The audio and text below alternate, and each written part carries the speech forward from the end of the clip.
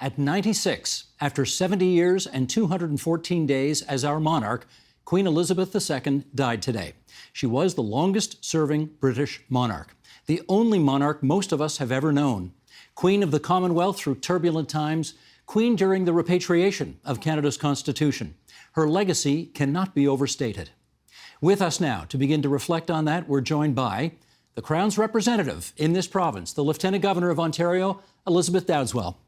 John Fraser, founding president of the Institute for the Study of the Crown in Canada and author of The Secret of the Crown, Canada's Love Affair with Royalty. And in Maple Ridge, British Columbia, Barbara Messamore, professor of history at the University of the Fraser Valley, and in our nation's capital, Akash Maharaj, governor of the Royal Canadian Geographical Society. And I'm really grateful to everybody tonight for changing your plans on short notice so that you could be with us for this live and very special broadcast to look at a singular moment in history. And I need to start with, I was just thinking about this before we got on the air. I know thousands of people. I only know one person in this whole world who's had a private audience with Her Majesty the Queen, and that's you. I'm going to ask you more about that in a second, but I first want to know, how does the Queen's representative in the province of Ontario get the news that Her Majesty has passed away? Well, let me say, first of all, that it's news that I never wanted to happen on my watch. Right. It was not the way my day started, and I certainly didn't expect things to move as quickly as they did. We'd been watching during the course of the morning, a very busy morning, and I was doing the regular events on my schedule, and I found out when one of my staff said it had just been announced on television, first of all, and then we had official news from Rideau Hall. And given that you weren't expecting this news today, what immediately was in your head and in your heart? There wasn't much in my head. It was mostly in my heart. It's been a very sad day. And I think that's true for many, many people in this province. I think people are surprised at their emotional reaction. You know, we all knew at 96 that clearly Her Majesty would not be with us forever. But when she had just performed constitutional duties this week, no one, I think, dreamt that it would happen so suddenly. And so you do cast back and remember stories from the past. For me, I have many stories to recall, and we'll do that later. We sure will. But it's been a remarkable year because we have been able to hear the stories from all over the province. We chose to celebrate, commemorate 70 years of service of Her Majesty by being out amplifying how, particularly places in rural Ontario, were remembering Her Majesty all summer long, and how much they wanted their kids to know about those stories. John, it's an odd thing to say that we're shocked when we get the news of a 96-year-old dying, but I saw that over and over today. People kind of in shock, as if they kind of expected her to live forever. How did you see it? I wasn't shocked for a number of reasons, but I was in awe. Actually, that's the word I'd like to use, in awe of the passage, because this was a monument. Apart from the human being that was there, this was a monument that passed, and for whom, for most Canadians, was the only sovereign. I'm afraid I keep hearing that, and I have to remember, well, I actually remember when we used to sing God Save the King in grade school, but I do remember the coronation very vividly. So that's, and for me, to think that 70 years ago, that was the thoughts at the beginning of the Jubilee. Her passage is also a great arc in our country's life. It's not just the passage of time. She was actually Queen of Canada for virtually half of our post-Confederation history. I mean, think of that. It's a long time. Yeah. Barbara, let me get you in here. When you got the news, what was in your head? What was in your heart? Well, I suppose that it seemed in some way that the Queen's end would come in a week full of service, that she had no time at which she wasn't dedicated to to the service of the Commonwealth, and the idea that just on Tuesday that she had met with Britain's incoming Prime Minister Liz Truss, and that her duties carried forward right to the end like that. It seems remarkable, and in many ways very fitting, since she dedicated her life to duty and to service. Akash, I heard somebody earlier today say, knowing her dedication to service, she hung in there just long enough to make sure that she could meet her 15th Prime Minister. You think there's anything to that? I'd like to think there is, and certainly it does provide an appropriate coda to her life. When she first took on the crown, in her initial speech, she said that she would dedicate her life to public service. And I don't think there's anyone who would disagree with the statement that she succeeded admirably in that. Her entire life has been one of public service. Even before she took on the role of Queen, we all know the story about the fact that she, as a young woman, became a mechanic in the armed forces during the Second World War. I don't think many people appreciate how unusual that is. It wasn't expected. It was actually a little bizarre. To the best of my knowledge, she is the only female member of the royal family ever to enroll in the armed forces in anything other than a ceremonial role, in a way that perhaps was normal when she was a young woman, but has become all too rare today. She really has lived out the ideal that to lead is to serve. Your Honor, I want to circle back to the first thing I mentioned about you, which is the fact that you're the only person I know who's had a one-on-one audience with the Queen. I gather you have to present your credentials when she welcomes you as the new Lieutenant Governor of Ontario. Tell us as much as you possibly can about that meeting that you're allowed to say. Well, it's a gift that every Lieutenant Governor gets, which is an audience with Her Majesty, usually within the first year of your service.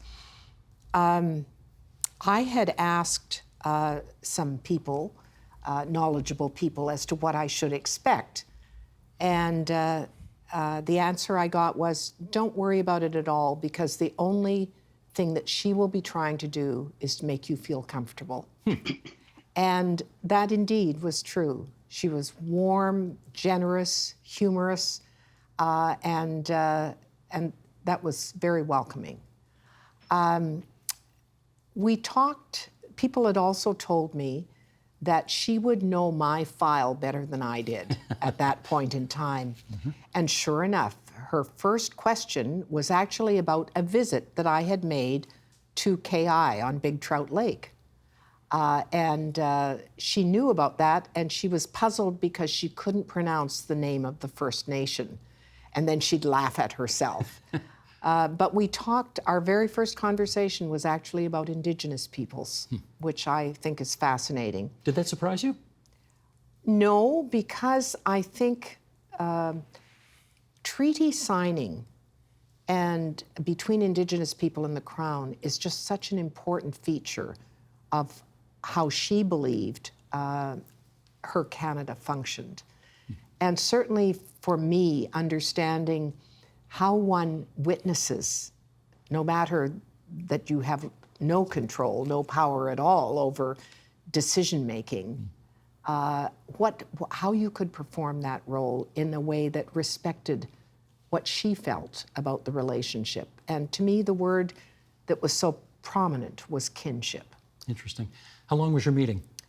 I think it was 30 minutes, maybe. Wow, long time. Yeah, something like that. It was absolutely wonderful. And when you we left also the- talked about the arts. She was very interested in Canadian artists. When you walked out of the room, did your feet touch the floor? You know, I must tell you a side story, and that is, I'm an immigrant. I was born in Belfast, and when we came to Canada, a feature of our home was always Queen Elizabeth. It was something that was very important to my mother, who had a remarkable resemblance to the Queen Mother, actually. But I was known as Lilibet because I couldn't pronounce Elizabeth as a child either. And the story is widely told of watching the coronation from the front row of a church seat, a front pew, and my father saying something about Queen Elizabeth, and my being quite intemperate and saying, Lilibet, that's Lilibet, in the middle of the service. A well-kept secret. Very nice. John, you met her too, didn't you? I was a journalist like you, and so I've met her on quite a number of occasions on that level. And as you know, that's anodyne. You don't get to have substantial conversations. I once had the privilege of being invited to a private birthday party of a neighbor of the Queen's in a house that they rented from the Queen. It was the house where Edward VIII signed the abdication. And so it was a very small, intimate gathering of about 200 people. But at one point, there was a fireworks display. And I went up to the front of this viewing station with my wife. And my wife said to me, "Do you know who we're standing beside?" And I turned around and I said, "Good evening, Your Majesty." And she said, "Well, this is going to be loud, isn't it?" And the fireworks went off, and this was a fancy party. There was a string orchestra playing, things like the 1812 Overture as the fireworks went off. And I noticed one thing that I thought was really revelatory was that when they went up and it looked like ashes were coming down, the Queen would go like this to her hair, and the permanent would bounce right back. So I knew that was steel-plated hair that had served service for all those years. But I asked her how old she was when she first came to stay or visit Belvedere, Fort Belvedere, which was the home of Prince Edward, the Prince of Wales, who became Edward VIII briefly. And she said she was just a very young girl, but it was the loveliest place in the world because there was no protocol. She could run around the place that had the only first heated swimming pool in England, and she said it was complete freedom, and my Uncle David let us do anything we wanted. And then she paused, and this has haunted me ever since. She said, "That was a really great tragedy, what happened." And I thought, oh my God, this is the family story. And then another firecracker went off, and the person on the other side. So I didn't get to push on in the conversation. But I did ask her before we left. It was a Saturday, and I said, my wife and I wanted to go to church, and you're the head of my church. What church should we go to? You must know the local parishes. She looked at me. She said, "I know them all." She said, "Well, you better turn up at St. George's Chapel, but be there by 11:15 because they won't let you in if you're late." That is hysterical. Look at this. She was very real in her conversation Totally with you. real. And she was with everyone there. I mean, she is cocooned and protected by people like us to some extent. I mean, if we love the Crown and the Queen, but she's also, through 70 years, she's been exposed to just about everything. It's just extraordinary how she's maintained her equilibrium. What did Prince Philip say? She was forbearing to a fault. I think that's true. Akash, did you meet her as well? I did, quite briefly, when I was head of Canada's national equestrian team. And she has great love of horses, as is widely known. It was a brief conversation, but I have to say, she carried it off magnificently well. What I mean by that is that I'm conscious of the fact that until 30 seconds before we spoke, she neither knew nor cared who I was. And likely 30 seconds after our conversation was over, she'd forgotten everything that we had said and had moved on to the next person. But during that brief period when we were speaking, anyone observing us would have thought that he was watching a reunion of two old friends. She was very well briefed. She asked me about the sport I competed in. She asked me about my wife by name. And as much as I knew that she was weaving into the conversation details that she had been passed by one of her aides, I was very impressed. I was impressed because, notwithstanding the fact that I knew what this was about, she really was carrying it all well. I think that what has caused her to be the kind of person who touches people when they met her was that people expect a monarch to be someone whose job is to be someone special. I think that she recognized that her job was to make other people feel special, and she certainly did that with me. I'm going to read, Barbara, something from The Guardian today, written by a former royal correspondent named Stephen Bates, and then I'll get you to comment on that if we can. Sheldon, if you would, the graphic. Her reign encompassed a period that saw some of the greatest changes in technological development, industrial, economic, and social life across the world of any era. Yet it is hard to see her name being bestowed, as her predecessor Queen Victoria's was, as the defining symbol of an age.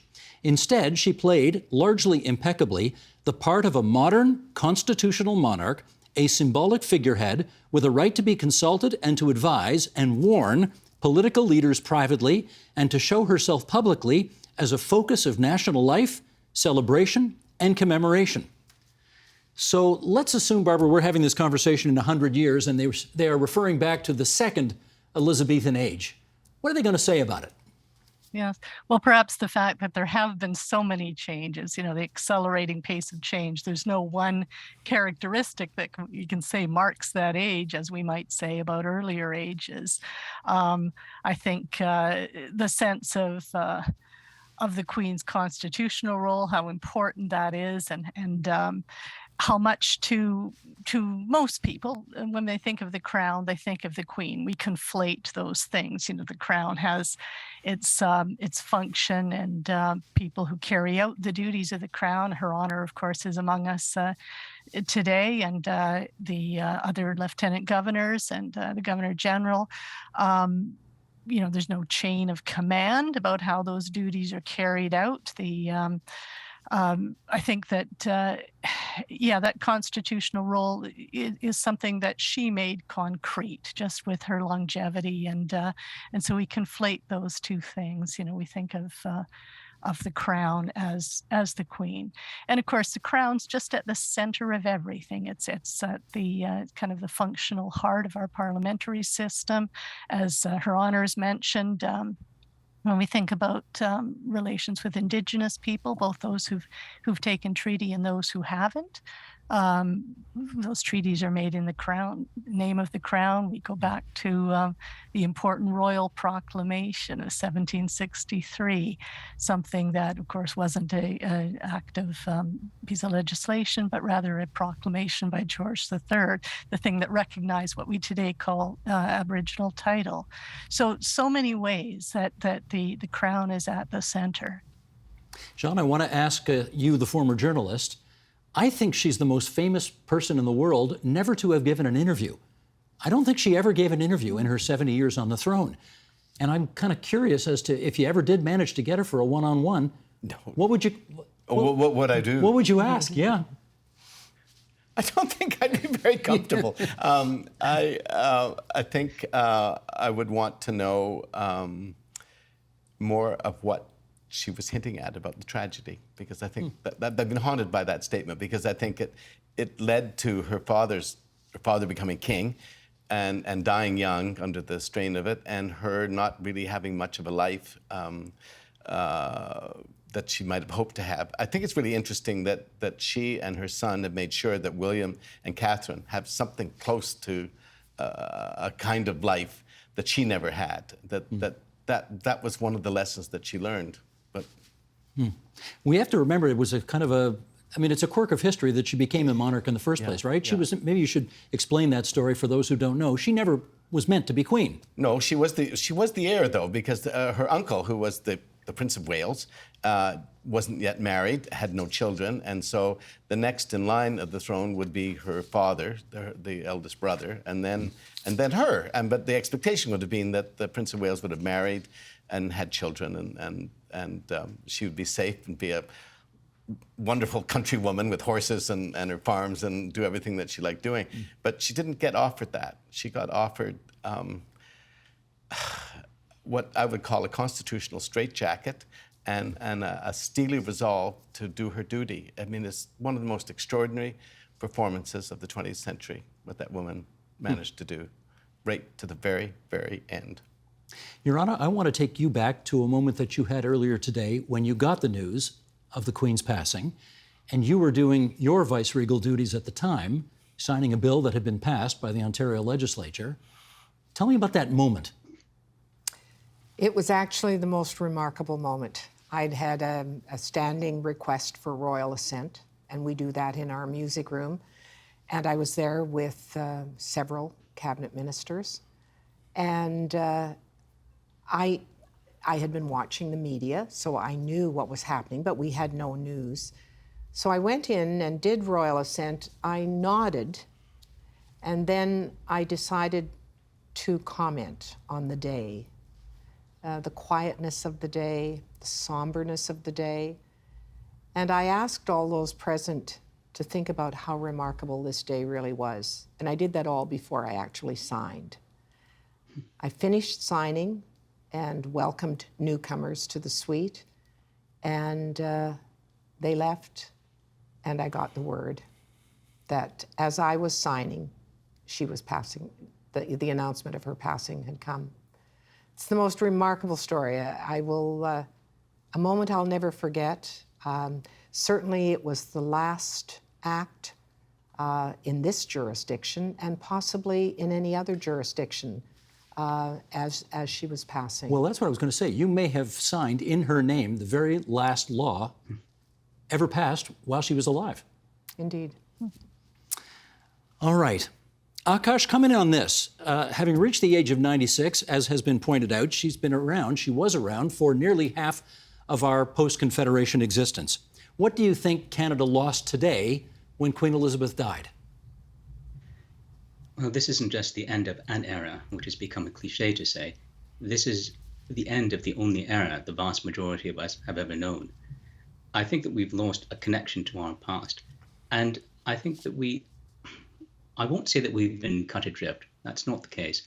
But I think that we've now been thrown into an era when we will have to ask questions about the nature of our political apparatus that no living person in Canada has had to ask or had to engage with in a truly meaningful way before.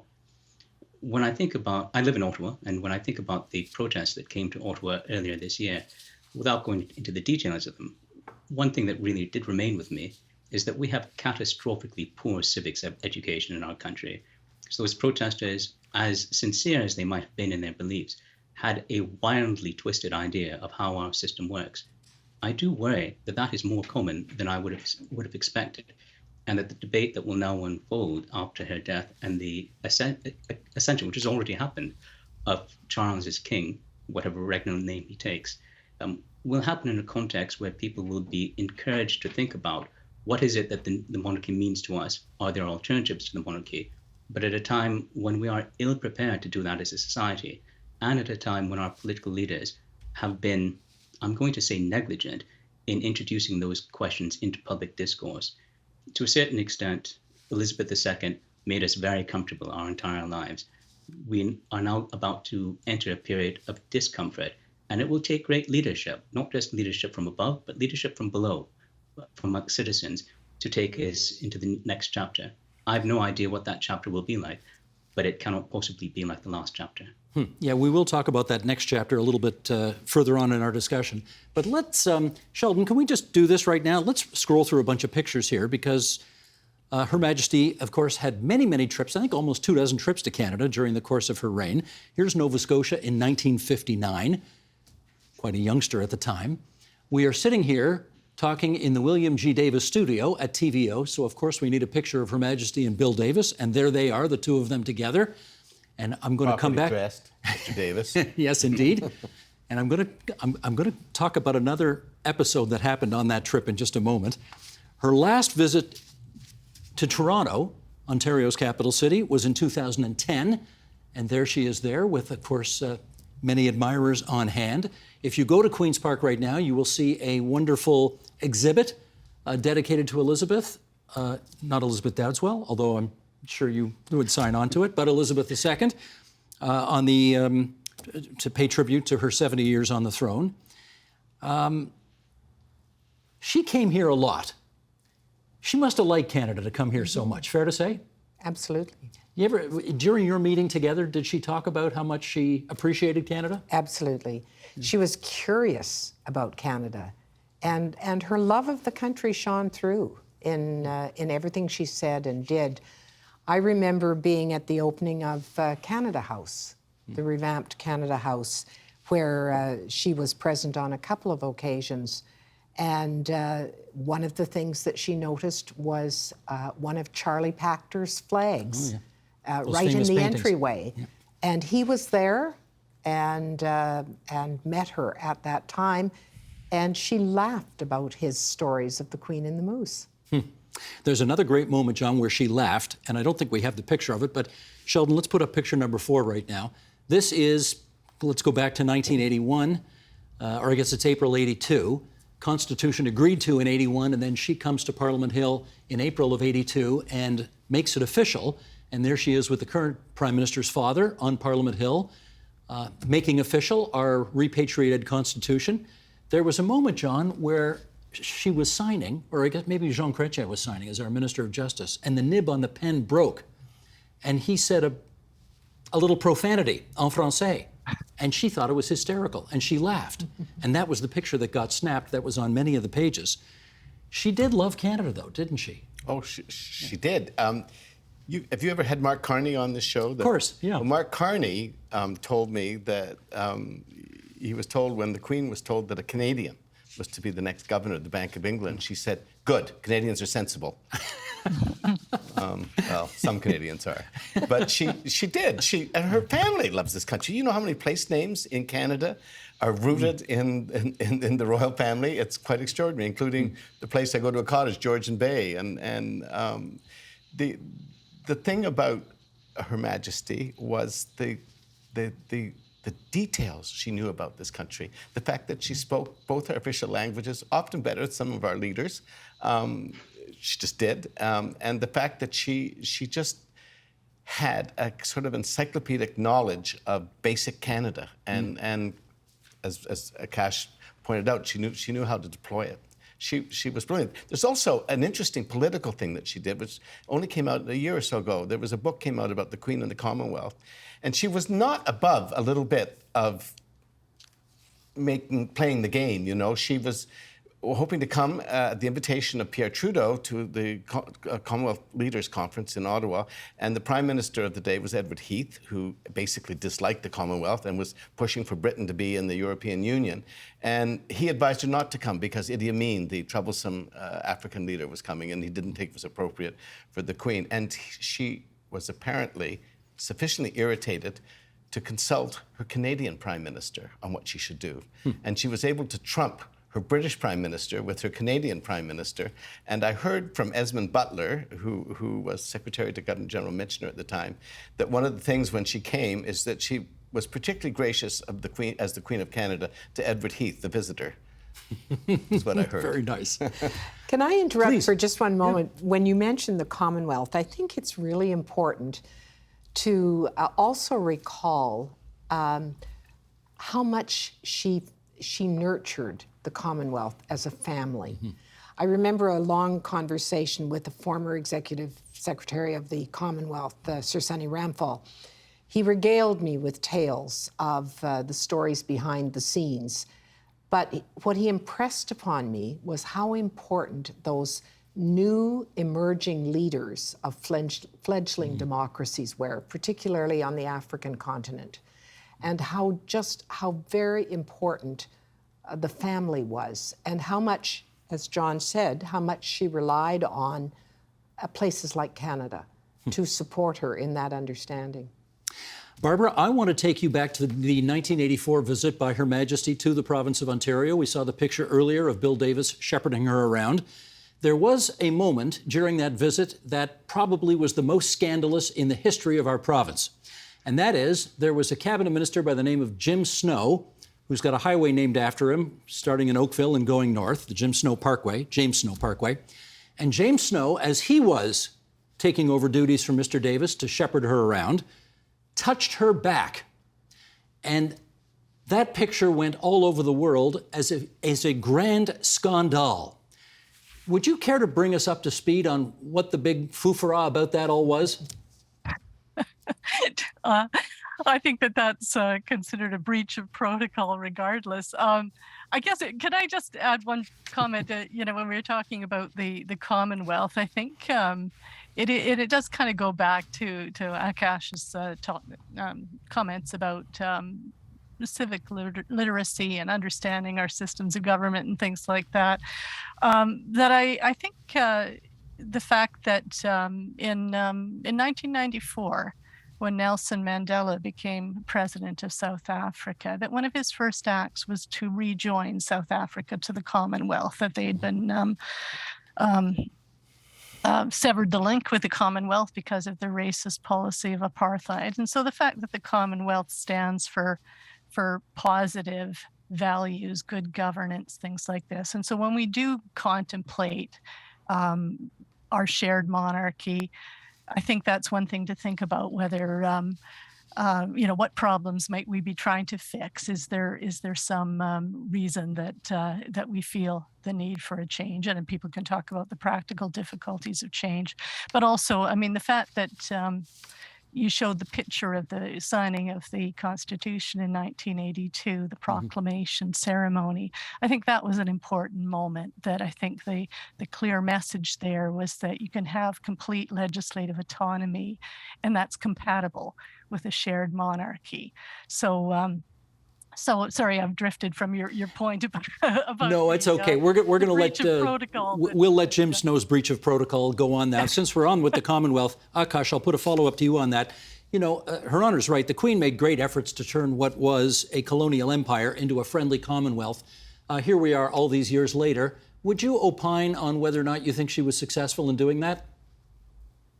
I think she was. I think she was definitely successful. And the key to her success was that she clearly thought of herself as the Queen, not just of the United Kingdom ruling over other countries.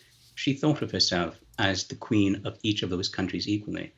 I should mention that during my 10-minute conversation with her, she did remark on the fact that I was wearing a Canadian equestrian team pin on my lapel.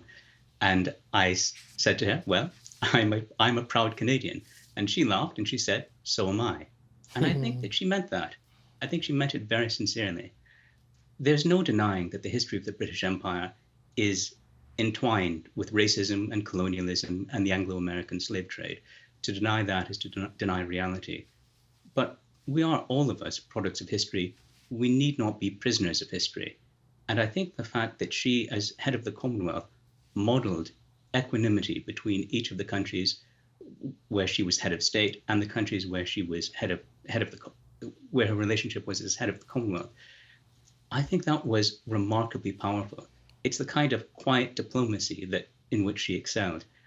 I do think that there are some people who will never look at the Commonwealth and see anything other than the worst in its history.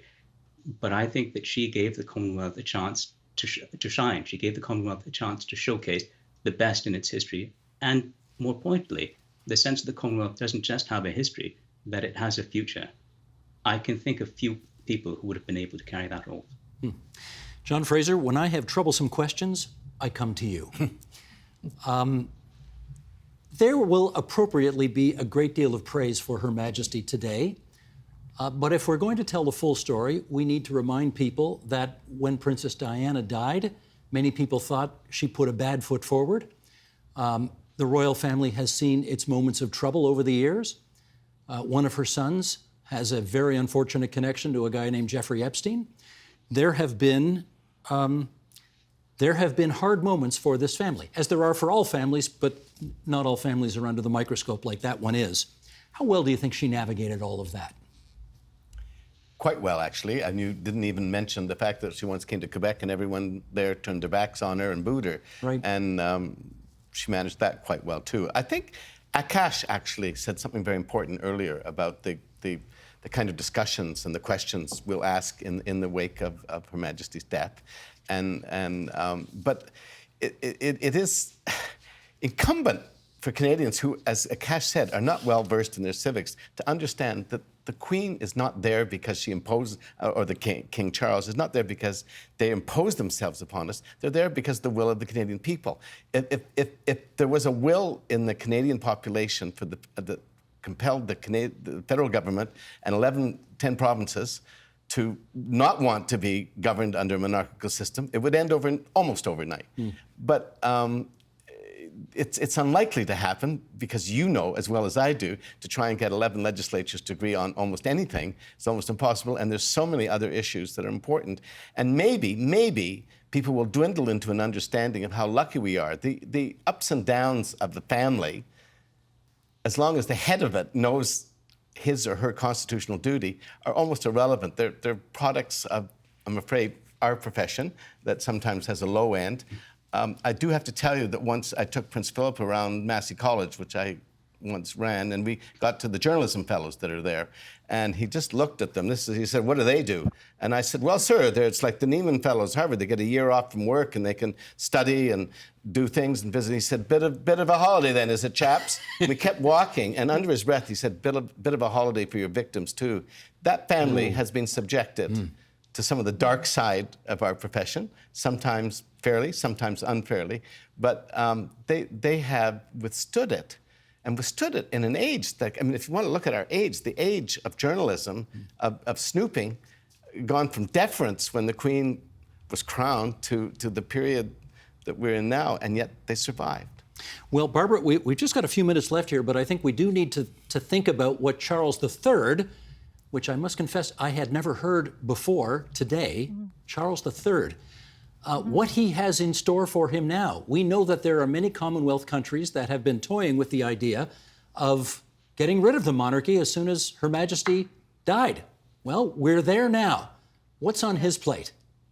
Yes. Well, I think that, clearly he'll put his own stamp on things. Every monarch does. I can recall a few years ago him making it known that he'd wish to be considered, for example, the defender of the faiths rather than the defender of the faith, that recognizing the multicultural character of the Commonwealth and, of course, of Britain, too. And I think that clearly he carries a great deal of baggage. But I think I would believe that most people recognize the continuity of the function of the crown. We say the Queen is dead, long live the King. And this to me is very meaningful, that the function carries on. We have what I like to think of as a crowdsourced constitution, something that's grown organically throughout our history, that has been built upon traditions. It isn't kind of the fruit of a single scheme that somebody's come up with. And things like that tend to be very robust and flexible. They can endure a few mistakes, and I'm sure there will be some. But I think that Charles has been preparing a lifetime for this role. He knows the role and what's expected of him, and I suspect he'll be equal to it. I am going to give our vice-regal representative here the last word. That's Tina Zavagno. She's our floor director here, and when she runs out of fingers, we have to call it a night.